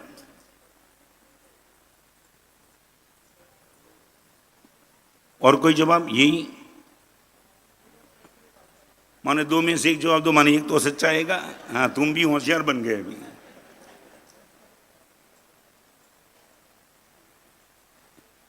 एक जगह मैडम था ना, वो स्कूल में बच्चे को पढ़ाती थी कि देखो अभी मॉडर्न जमाना आया है ना, सब संबोधन भी बदल गए। तो लड़की के बीच में, गर्ल्स हाई स्कूल में चल रहा था, तो लड़की को बोल दिया, देखो आप है ना डैडी को क्या कहते हैं? तो कि डैड। मम्मी को क्या कहते हैं? मॉम। और आंटी को क्या कहते हैं? आंट।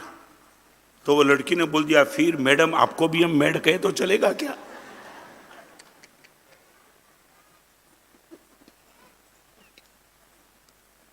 कहां से कहां बिठा देते हो तुम? तो आज वो बात फाइट के क्षेत्र में आपके सामने क्लियर करना चाहता हूं। परमात्मा महावीर देव का यह अध्यात्म मार्ग पागल बन जाओ तुम। हमारे वहां वो शब्द है, तेरे जीवन में पाप चालू है इसलिए तू परमात्मा नहीं बन पाया, वो बात नहीं है। तू परमात्मा नहीं बना इसलिए तेरे जीवन में पाप चालू है। मैं लॉजिकली आपको बताऊं, अभी मुझे बताओ, अंधकार है इसलिए प्रकाश नहीं हो पाया, या प्रकाश नहीं हो पाया इसलिए अंधकार है? रिपीट, एक जल्दबाजी नहीं। अंधकार है इसलिए प्रकाश नहीं कर पाए हम, या प्रकाश नहीं करा इसलिए अंधकार है? बराबर है? क्या हुआ? प्रकाश नहीं है इसलिए अंधकार है। यदि हमने प्रकाश कर दिया होता तो अंधकार तो 1 मिनट में चला जाता। That means what? अंधकार है इसलिए प्रकाश नहीं होता। इनकार यह है कि जीवन में पाप चालू है इसलिए हम परमात्मा नहीं बन पाए। नहीं, इट इज नॉट करेक्ट। सही रास्ता यह है, हम परमात्मा नहीं बन पाए इसलिए मेरे जीवन में पाप चालू है। इनका अर्थ क्या? यदि प्रकाश आ जाए, सच बोलो, अंधकार की कोई ताकत प्रकाश को पैदा करने की है क्या? है? कोई नहीं। लाखों साल का अंधकार पड़ा हो कमरे में, मगर आप एक मोमबत्ती जलाने का प्रयास करो तो लाखों साल का अंधकार, इसके बाप की ताकत नहीं वो मोमबत्ती जलाने को चैलेंज कर सकते। That means what? यदि आप मोमबत्ती जलाना चाहते हो तो अंधकार कुछ नहीं कर सकता है। आप यदि परमात्मा बनना चाहते हो, पाप कुछ नहीं कर सकता है। इतनी बड़ी ताकत। और मैं मेरी मेरे मेरे हिसाब से बताऊं, मेरे जीवन में जो पाप थे इसलिए मैं साधु नहीं बन पाया, या साधु नहीं बन पाया इसलिए मेरे जीवन में वो पाप थे? आपको पूछना चाहता हूं। क्या सीधी एक बात नहीं, फिर से रिपीट करना चाहता हूं। मैं होटल में जाता था, मैं थिएटर देखता था इसलिए साधु नहीं बन पाया, कि साधु नहीं बना था इसलिए सब चालू था? साधु नहीं बना था। जिस दिन साधु बन गया, होटल थिएटर सब अपने आप से छूट गया ना, तो वो पाप की ताकत मुझे साधु बनाने में रोकने की नहीं थी। मगर जैसे ही साधु बन गया, अपने आप से पाप छूट गया। इनका अर्थ क्या? पाप से परमात्मा हमेशा ताकतवान रहते। भगवान टॉप पे है, पाप कमजोर है। तो हमारा प्रयास क्या करना चाहिए? पाप को खत्म करने का प्रयास मत करो, परमात्मा बनने का प्रयास करो। पाप अपने आप से खत्म होते रहेंगे। We shall fight. ये तीसरे नंबर का स्पिरिचुअल सेंसर बोर्ड है। Forget, forgive and fight. हमारे वहां कितने साधु साधु भगवान आप आपने कभी देखा नहीं, इतने फाइट कर रहे हैं। आज नहीं तो कल, कल नहीं तो परसों, होगा ही होगा, होगा ही होगा, होगा ही होगा। थकने की बात नहीं। गुरुदेव हौसला बढ़ाते। अरे गुरुदेव भी कभी कहते कि डाइवर्सन ले ले, बहुत हो गए। वो बोलेगा कुछ भी होगा गुरुदेव, मैं करके ही रहूंगा। तो जिंदगी में एक काम करना, फाइट के क्षेत्र कभी पीछे हट मत करना। जहां भी आपको लगे कि ये मेरी ताकत को चैलेंज कर रहा है, उनके पीछे तुम्हारी पूरी एनर्जी लगा दो। और इस सभा में बैठने वाले को पूछना चाहता हूं, आप एक भी पाप मुझे ऐसा दिखा दो जो आप हार्डली चाहते हो फिर भी नहीं जाता है, मैं उनका रास्ता दिखा देता हूं। एक भी पाप, not from mouth, not mind, hardly महाराज साहब, मैं गारंटी के साथ ये पाप को खत्म करना चाहता हूं। रास्ता दिखाओ, मैं रो रहा हूं महाराज साहब। एक पाप ऐसा दिखाओ, मैं गारंटी के साथ बोलता हूं वो पाप जाएगा।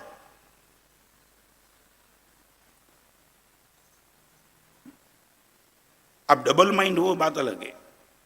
मुंह से बोलते हो पाप मुक्त होना, और अंदर से पाप के प्रति आपका सॉफ्ट कॉर्नर हो, तो वो पाप नहीं जाएगा, गारंटी के साथ नहीं जाएगा।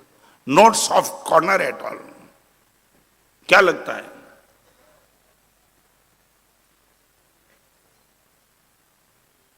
इस सभा में बैठने वाले सच बोलो, फाइट कितना किया? 200 के सामने फाइट। मैं नवसारी में था, जिलो बलसाड़। एक दिन मैंने प्रवचन में वो बात बताई, तो प्रवचन में एक आदमी ने बोला कि महाराज साहब, चाहे कितना भी प्रयास करो, क्रोध से नहीं बच पाते। मैं बोला है रास्ता। करीबन 25 साल पहले की बात, 25 से भी ज्यादा साल, भीड़ चिकार थी। और मैंने कहा कि एक काम करो, जिस एक दिन का ही नियम, ओनली वन डे, एक दिन की प्रतिज्ञा ले लो, आज यदि क्रोध हो गया तो 100 रुपए की पेनल्टी। 2-3 हजार लोग थे, इसमें से 40 खड़े हुए, 40। और कमाल की बात बताओ दीपक भाई, मेरे सामने एक आदमी खड़ा था। यदि वो तो नियम लेने के लिए खड़ा था, नीचे बैठा हुआ आदमी ने क्या बोला मालूम है? तेरा 100 रुपया आज पेनल्टी न लगाओ तो मेरा नाम नहीं है। बोला लेने तो दे यार अभी नियम। उसने क्या बोला मालूम है? तुझे मैं पहचान दो तेरी खोपड़ी को, तू बिना क्रोध रह पाएगा? यहां बाहर निकल, वही टाइम क्रोध। 100 रुपया गया तेरा। मैं खुद सुन रहा था। मैंने बोला भाई लेने तो दे यार, और लिया। 100 रुपये का नियम लिया। और जैसे ही प्रवचन समाप्त हुआ, वो जो आदमी था ना, वो जैसे बाहर गया, भीड़ चिकार थी, बाहर जाने में थोड़ी देर लगी, इनके बूट गुम हो गए। और वो जो बाजू वाला था ना, वो इनके साथ था। आपका बूट कहां गया? कल पालना करूंगा। तुम समझे क्या? आज कुछ नहीं। उनको लगा ये शरारती नहीं, मेरे बूट गुम कर दिए लगते। मगर वो बोला कुछ नहीं करूंगा। वो आदमी ने दूसरे दिन मेरे पास आए ने तब बताया, महाराज साहब कल पूरा क्या रहा 100 रुपये के पास, बूट गया महाराज साहब। और रोज महाराज साहब 12 बजे परमात्मा के मंदिर में जाता था स्नात्र के लिए। महाराज साहब वो टाइम न मालूम 12 बजे जे गया परमात्मा के मंदिर में, रोज परमात्मा के मंदिर में जो जाता था मैं, मेरे लिए जो व्यवस्था थी सो व्यवस्था गायब। न कलश मिले न बर्तन मिले। मैंने पुजारी को पूछा ये कहाँ गया, तो कि तुम ढूंढ लो।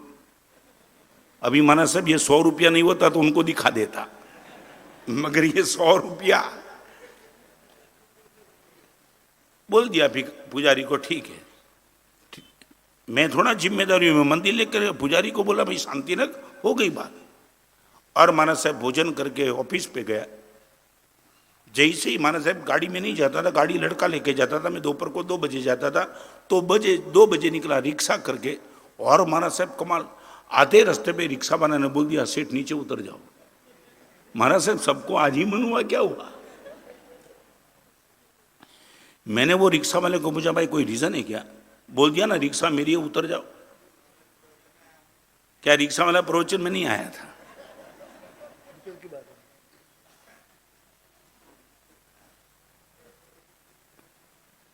और उसने बता दिया महाराज साहब वो रिक्शा वाला यहां तक तो आ गया था, मगर एक ग्रीन नोट दिखाई पड़ती थी 100 की। बहुत कंट्रोल किया महाराज साहब और चलते चलते पहुंचा। शाम को महाराज साहब रात्रि भोजन नहीं करता था, 5 बजे घर पे आया। घर पे आकर के बेटे के साथ भोजन करने के लिए बैठा। महाराज साहब भोजन करने के बेटा सब व्यवस्था थी, घर की पत्नी भी थी, 3 लड़के 3 लड़की की बहू, शालीन संयुक्त परिवार। मेरी इतनी संभाल रखती थी, कोई शिकायत नहीं। महाराज साहब वो भोजन करने के लिए बैठा और महाराज साहब वो दाल और चावल लिया ना, दाल और चावल के साथ महाराज साहब अचार में चटनी थी, चटनी ली और चटनी में नमक नहीं था। महाराज साहब पूरे दिन का टेंशन, सच बोलो क्रोध करने में टेंशन कि नहीं करने में टेंशन? पूरा दिन का महाराज साहब इतना टेंशन था ना, वो टेंशन रोक दिया मगर चटनी में गया।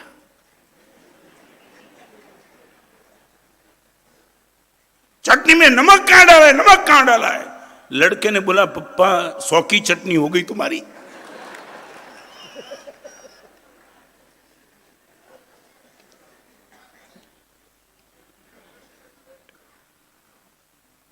दूसरे दिन मेरे पास आए, बात जो मैं करना चाहता हूं अभी करना चाहता हूं। मुझे तो मालूम नहीं था ये हुआ।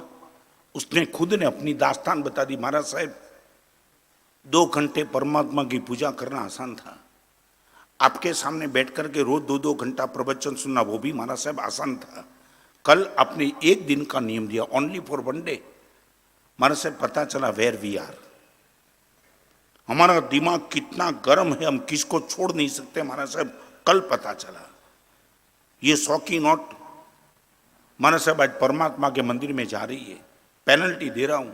आंख में आंसू थे। महाराज साहब एक आदमी अपने आप को स्वस्थ मानता है, मगर थर्मोमीटर रखता है ना बगल में, तब पता चलता है कि 103 बुखार है। अपने आप को सीधा मत मानो। कल महाराज साहब आपने वो नियम दिया, तब पता चला कि ये थर्मोमीटर से पता चला हमारा दिमाग कितना एग्रेसिव, कितना गलत है। महाराज साहब कोई दुख नहीं है। कल नियम दिया आपने 100 रुपये की पेनल्टी दे करके, मैं आज आनंदित हूं। और आज आपके पास इसलिए आया हूं महाराज साहब 1 साल का नियम दे दो, जितनी बार क्रोध होगा उतनी बार 100 रुपया छोड़ दूंगा। मेरी आंख में हर्ष के आंसू थे। तब मैंने उनको पूछा 1 दिन में इतनी कसौटी आई, 1 साल में कितनी कसौटी आएगी? इस सभा में बैठने वालों को कहूं, इनका जवाब अनएक्सपेक्टेड जवाब था। उसका ये जवाब था महाराज साहब 1 साल में 1 लाख रुपया की पेनल्टी देकर के भी यदि क्रोध मुक्त हो जाओ तो महाराज साहब मुफ्त का सौदा है। महाराज साहब मरने के बाद लाखों रुपया छोड़ के जाने वालों को क्रोध मेरे साथ आएगा। मरने के बाद लाखों रुपया लेकर के बैठा वो सब छोड़ के जाऊंगा और क्रोध मेरे साथ आएगा। इट इज बेटर कि लाख छोड़ दूं और क्रोध को खत्म कर दूं। महाराज साहब आशीर्वाद दे दो, आप डरो ही मत, आशीर्वाद दे दो। महाराज साहब क्रोध हो जाए तो भी चिंता नहीं, 1-2 लाख की पेनल्टी भी देना चाहता हूं, मगर क्रोध को खत्म करके ही रहूंगा। और आपको जान के आनंद होगा 1 साल के बाद मुझे मिले महाराज साहब 200 रुपए की पेनल्टी लगी, इतना कंट्रोल आ गया। फाइट।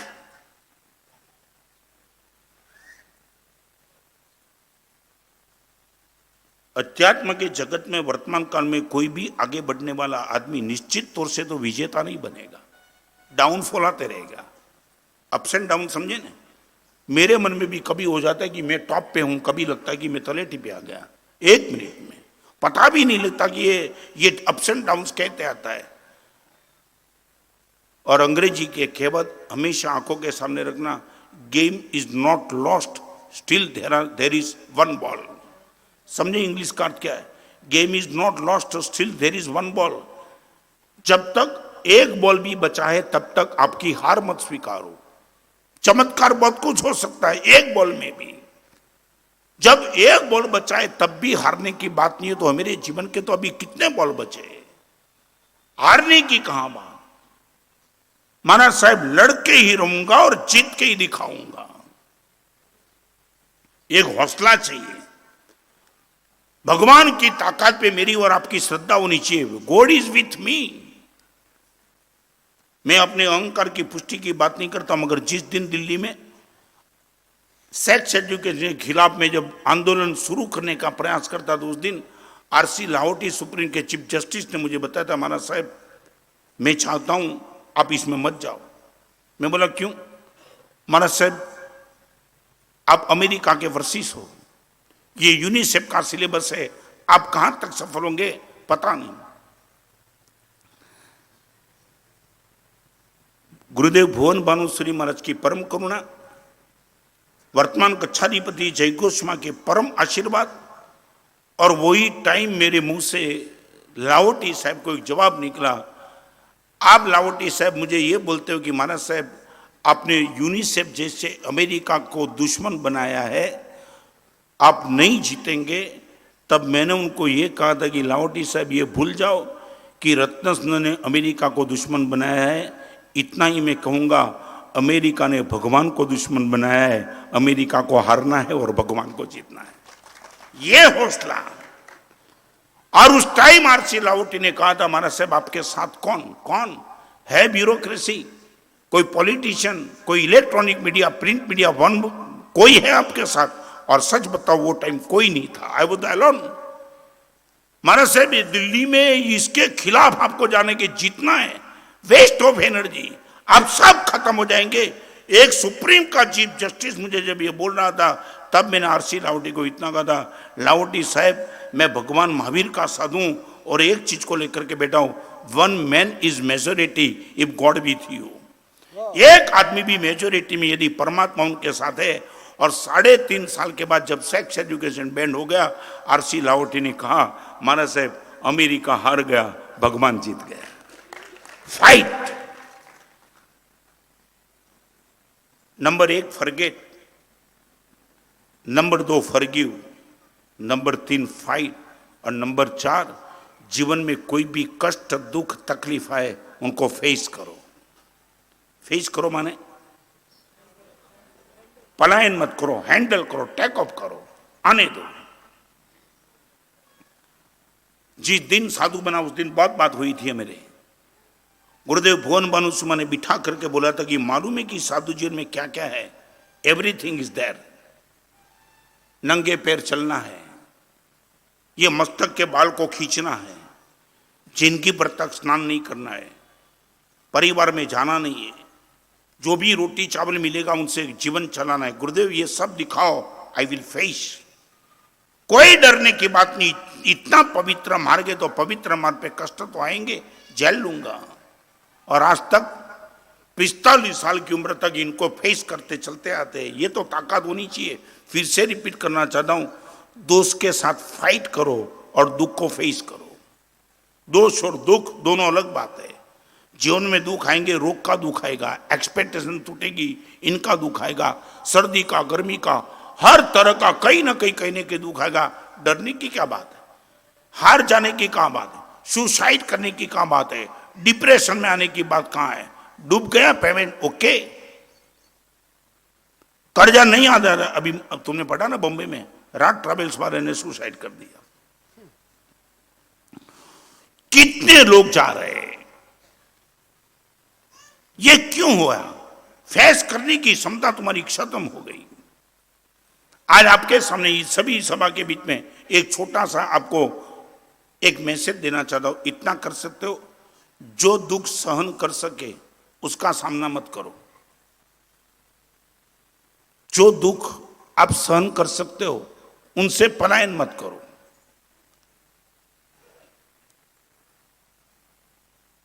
एक छोटी सी बात बताऊं, शक्कर में चीनी डालने भूल गए, ये कष्ट है, दुख है, आपका एक्सपेक्टेशन टूटा है। मैं सिर्फ इतना कहता हूं, इसके लिए मन को बिगाड़ो मत, जबान से शिकायत मत करो। बिना शक्कर का दूध चित्त की प्रसन्नता के साथ, स्माइल के साथ पी जाओ। क्या दिक्कत क्या है? इसका भी प्रतिकार करने की जरूरत क्या है? आप बोलेंगे शक्कर नहीं है, आपकी धर्मपत्नी शक्कर लाके डाल भी देगी, वो कोई गलत बात नहीं है, मगर वो दुख के सामने आप इतने कमजोर क्यों हो गए? घुटने क्यों टेक दिए? बिना शक्कर का दूध मुझे नहीं चलता, इतनी लाचारी क्यों, इतना किंकर भाव नौकर भाव क्यों? आप ताकतवान क्यों नहीं बनते? चलता है मुझे। जो दुख सहन करने से कोई दिक्कत नहीं, उस दुख को तो थोड़ा फेस करो।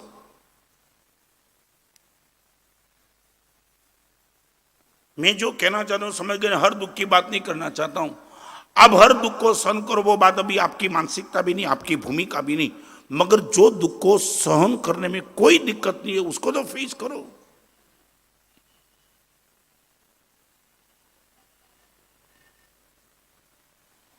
सच बोलो, इतनी तैयारी है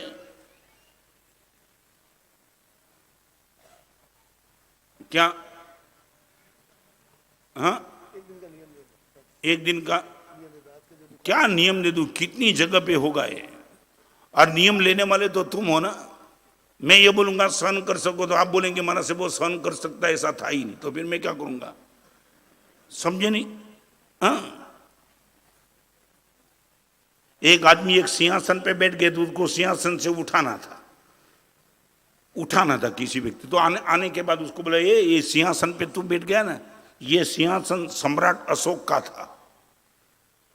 तो उसने बोला कोई दिक्कत नहीं, सम्राट आएगा तो मैं खड़ा हो जाऊंगा, आने दो सम्राट को। तो इतना छोटा सा एक साधु को देखो, इस छोटी उम्र के साधु को देखकर भी तुम्हें कुछ होता नहीं है। 12 साल की उम्र में जिंदगी भर तक मोबाइल छोड़ सकने की ताकत रखने वाले साधु को देखकर के 80 साल के बुढ़े को भी ये नहीं मैसेज आता है कि अभी तो मैं मोबाइल छोड़ूं।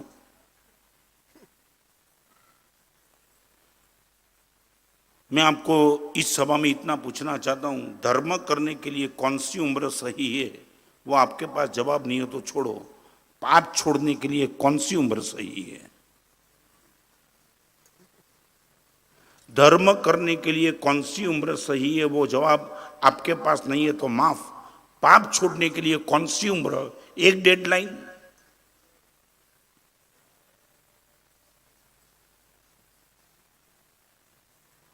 पीयूष भाई क्या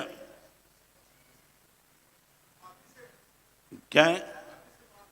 अभी से? Okay, very good.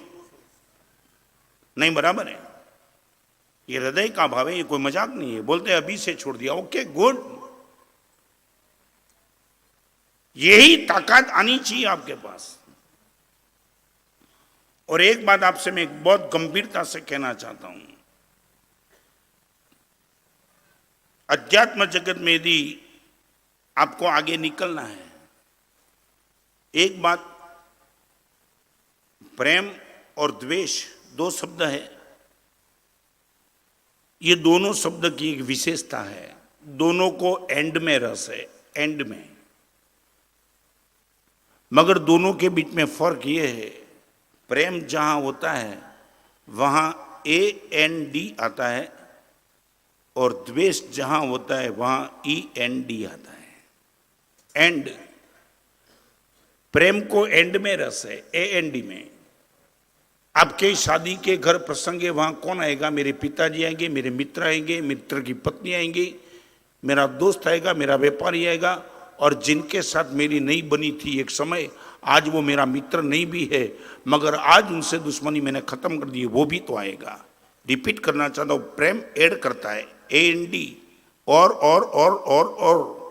और द्वेष एंड कर देगा, वो नहीं चाहिए। अपने फंक्शन में वो सामने से आना चाहता है, ना बोल देना आएगा तो हमसे बिगड़ जाएगा, आपको पूछना चाहता हूं, आपके संसार के जो भी प्रसंग आते हैं बार बार, उसमें AND का प्रयोग ज्यादा या END का प्रयोग ज्यादा?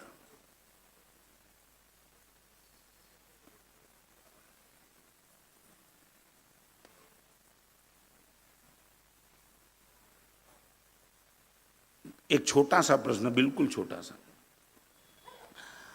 आपकी किसी से नहीं बनती है, उसके घर में कोई धार्मिक प्रसंग है, शादी का नहीं, धार्मिक प्रसंग उनके घर में है, सबको आमंत्रण देने के बावजूद आपको आमंत्रण नहीं दिया है, तो मैं आपको सिर्फ इतना पूछना चाहता हूं, आपको वो व्यक्ति आंखों के सामने दिखेगा या धार्मिक प्रसंग दिखेगा?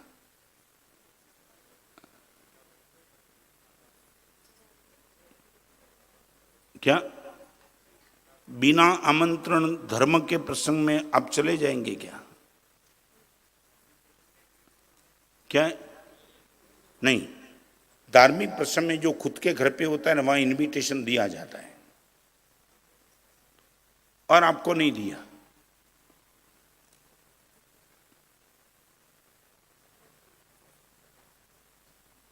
जाएंगे कि नहीं जाएंगे? क्या हुआ? पर्सनल कार्यक्रम है, मगर पर्सनल कार्यक्रम में केंद्र में परमात्मा है।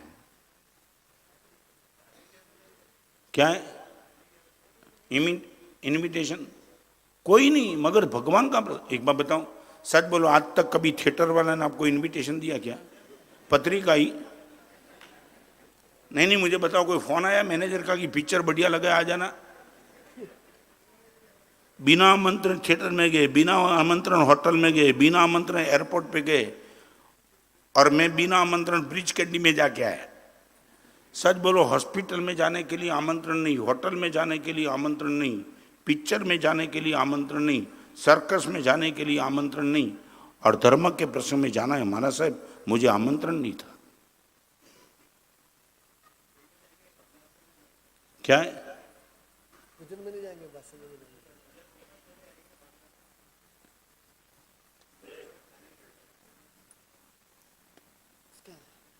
मुझे लगता है कि तुम्हारा ठिकाना बहुत मुश्किल है पढ़ना। क्या हुआ? लास्ट एग्जाम्पल दूं, एक मूषक था ना, मूषक, चूहा, वो बहुत डर रहा था। एक संत के पास वो चला गया, संत के गोद में बैठ गया। संत ने बोला, दोस्त यहाँ आ गया, क्या हुआ? बिल्ली आई।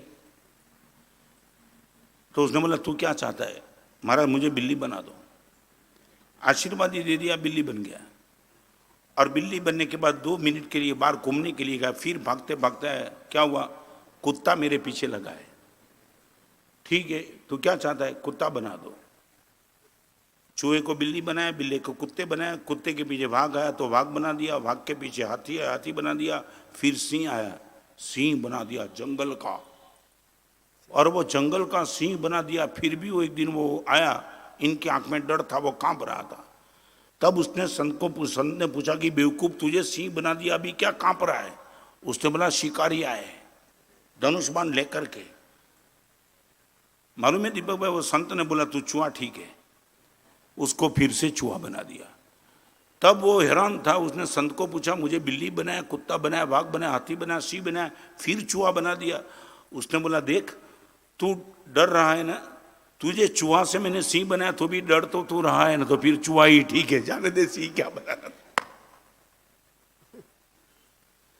मैं नागपुर में आया तब सब तुम चूहे जैसे थे, आज सिंह बना दिया, फिर क्या करूं अभी?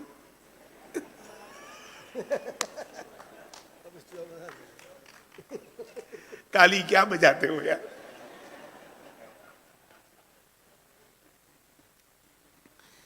This is the censor board of life due to spiritual life. अध्यात्म के मार्ग पे जिसको भी आगे जाना है, जिसको भी, ये 4 में जिसने कॉम्प्रोमाइज कर दिया, उसकी अध्यात्म की यात्रा रुक जाएगी। भगवान की पूजा नहीं करने वाला, प्रतिक्रमण नहीं करने वाला, वो सब अलग बात है, मगर this is the common factor. आपको लास्ट बात बताऊं, मिष्टान में सब कुछ दिखाई पड़ेगा, रंग दिखाई पड़ेगा, वजन का पता लग जाएगा, रूप दिखाई पड़ेगा, आंखों के सामने रूप दिखाई पड़ेगा, वेट हाथ में लो तो पता लग जाएगा, इनका एक चौकस आकार का पता लग जाएगा, मगर वो पूरी मिठाई में शक्कर का कहीं दर्शन नहीं होगा। दूध की मिठाई वो तो पता लग जाएगा दूध है, मगर शक्कर का दर्शन नहीं होगा। तो मैं इतना ही कहूँ, अध्यात्म जगत की यात्रा पे निकलने वाले की धर्म क्रिया सब दिखाई पड़ेगी, सामायिक दिखाई पड़ेगा, प्रतिक्रमण दिखाई पड़ेगा, भगवान की वो पूजा करता है वो सब कुछ दिखाई पड़ेगा, मगर ये चार चीज शक्कर के स्थान पे है, यदि वो ही गायब है तो मिठाई कोई मायना नहीं रखेगी। Forget, forgive, fight and face, ये this is the spiritual board, जिनको सेंसर बोर्ड ऑफ लाइफ को लेकर के इतने टाइम से प्रवचन 6 दिन तक चला।